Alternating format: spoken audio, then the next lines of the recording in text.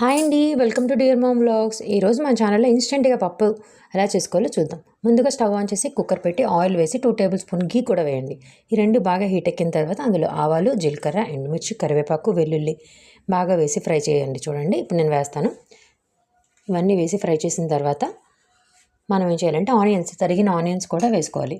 దాని తర్వాత నానబెట్టిన కందిపప్పు పెసరపప్పు వేసి బాగా కలిపి పసుపు, ఉప్పు వేసి కొంచెం వాటర్ వేసి మనం కుక్కర్ పెట్టేస్తే మనకి పప్పు పలచగా కావాలంటే కొంచెం వాటర్ ఎక్కువ వేయండి. నాకు పప్పు పలచగా ఇష్టం కాబట్టి నేను అలా వేసుకున్నాను. బాగా వేగిన తర్వాత కొంచెం ఫ్రై అయిన తర్వాత వాటర్ పోయండి. ఇప్పుడు వాటర్ పోసి కుక్కర్ని మనం 3 to 4 విజిల్స్ అయితే సరిపోతుంది. 4 విజిల్స్ అయితే బాగుంటుంది. 4 to 5 విజిల్స్ అలాగా కుక్కర్ పెట్టి మనం తీసామనుకోండి, విజిల్స్ వచ్చిన తర్వాత రుచికరమైన పప్పు చాలా రెడీ అయిపోతుంది. సో తప్పకుండా మీ అందరూ ట్రై చేయండి. మన ఛానల్ని లైక్ చేయండి, షేర్ చేయండి, సబ్స్క్రైబ్ మాత్రం మర్చిపోకండి.